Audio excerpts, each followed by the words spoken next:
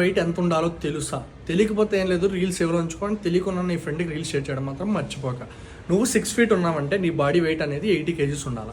5.11 ఉన్నావు అనుకో, నీ బాడీ వెయిట్ అనేది 75 to 80 kgs మధ్యలో ఉండాలి.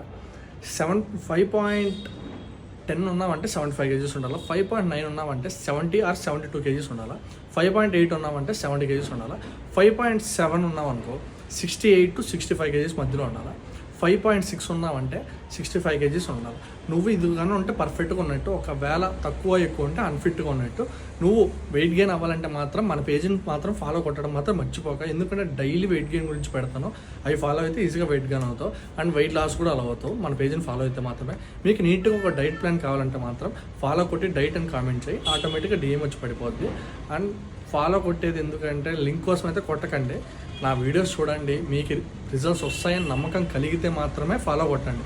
లేకపోతే లింక్ కోసం కొట్టకండి, నార్మల్గా అయినా లింక్ వచ్చేస్తుంది. అర్థమైందా?